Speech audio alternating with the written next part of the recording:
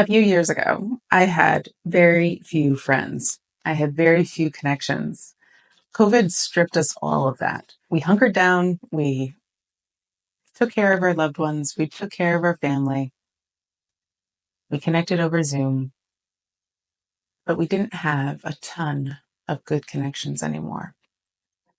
If you are like me and you're still struggling to find good connections and friends and build your self confidence at any age, stick around. Let's learn together, build a community, and dream bigger.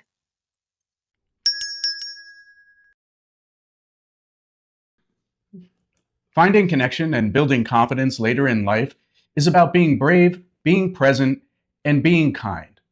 So go out there, meet new people, and remember every conversation is an opportunity. So let's create a world where everyone feels valued together. Hi, I'm Kate, And I'm Joe. and this is Dream with us. a channel dedicated to motivation, inspiration, and communication, preparing for our next chapter in life. And this week, we're going to talk more about how to build self confidence and connection later in life. Yeah, and so sometimes people think that just because you're in your 40s, 50s, 60s, or beyond, that you have it all together, you have a lot of confidence in everything you do. And and honestly, that's not the case. And confidence is something that we all need to work on throughout our lives. I feel that the conversations that I have with my friends that are in their 40s and 50s, there's actually a lot more anxiety and worry that comes with planning for retirement, making better connections, having closer friends. And, you know, we have to kind of build off of our skills that we have already had over the years, reflect back on how we got there, and try to make ourselves more confident and develop better connections in our lives. I don't know about you, but in my 30s, that was where I began to start thinking about how to build my confidence and really figure out my life. What Yeah, about you? no, I think the 30s was the age too that I began to really, on one hand, not give a darn about what other people thought or said, but more about building kind of the skills I needed to be confident and learning how to hone those skills. And generally, those skills were all thought about for career. And I think one of the things that we have to take from that building of confidence in our 30s and 40s that was based around our career, that we can actually transfer that information that we took, whether it was networking, landing a job, getting a promotion, all those skills can also be transferred into just your social life and building connections with people around you.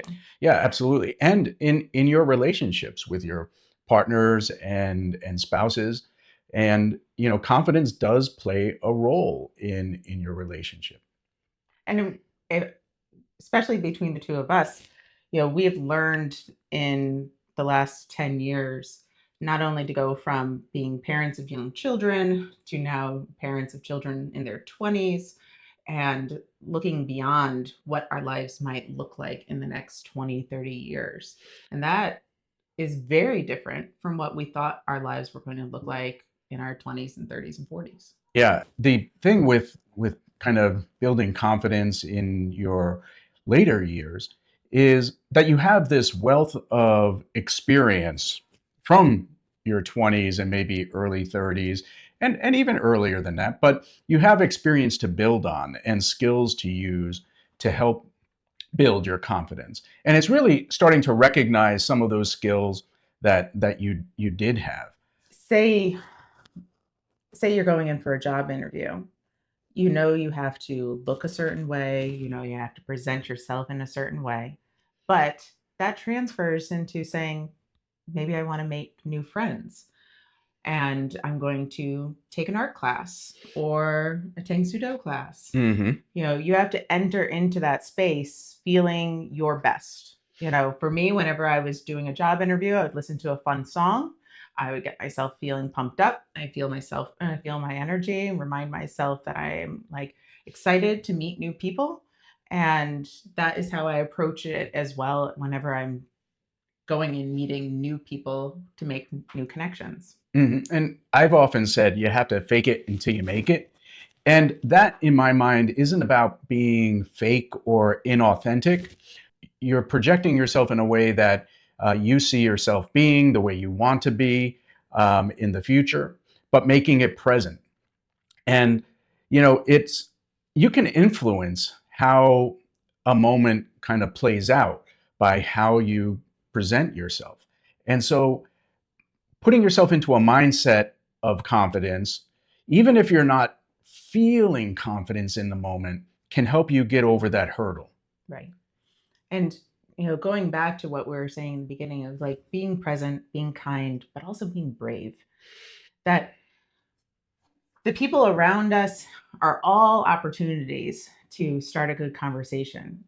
Whether you want to find a connection with people at the gym or people at your class that you're taking or something, or on your travels throughout your day, grocery store, offering up compliments, noticing people, listening to people, giving people the opportunity to make connections, because we're all willing to share a kind moment with each other. And the more you do that, like a social experiment. Yeah, and so like Kate said, it's taking risks and being brave by putting yourself out there and making connections with people. It is kind of like an experiment, and not all experiments are a success, right? The very nature of an experiment is to try something to see if it works, to find out what didn't work and tweak it from there.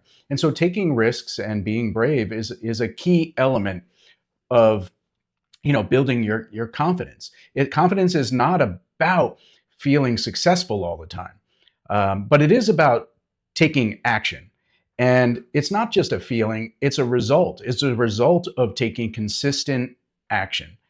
There's all sorts of things, but you can learn step by step. But the first step is taking that action. You can't think that one day magically you'll have self-confidence. It's those little experiments, going out, meeting people, talking to them. And one of the other things you have to do is be persistent, right? It's, as I mentioned a moment ago, it's more than just putting yourself out there once and taking action and deciding whether something has worked or not.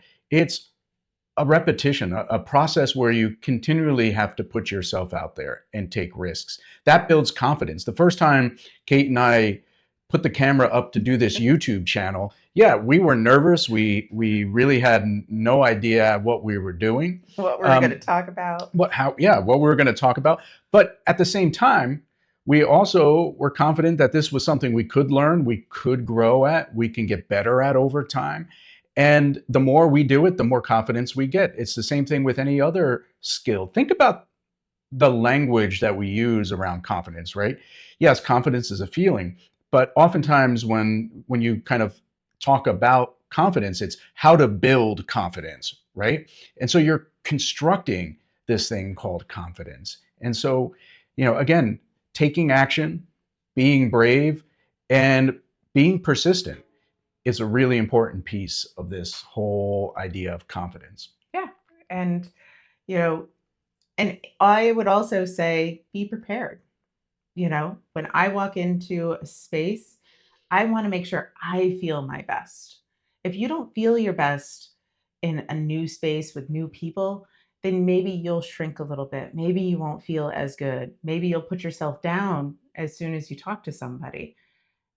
But in reality, you need to walk in with your shoulders back, your head held high, and know that you bring a wealth of knowledge, a wealth of experience in your life, and that people are interested in you as much as you are interested in them.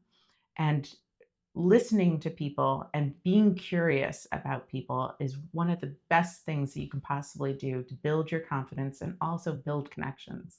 So, yeah, building confidence later in life often involves being brave, taking risks, and it's okay to step out of your comfort zone. This is Dream With Us, and we are headed to a Pitbull concert.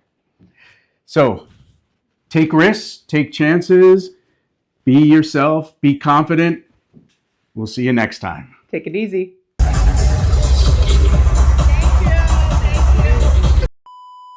meet a new Mita. meet a new people. Hey, you know, and remember, like every conversation is an opportunity. Let's create a world where, you know, everybody feels valued and together. My Jersey girl.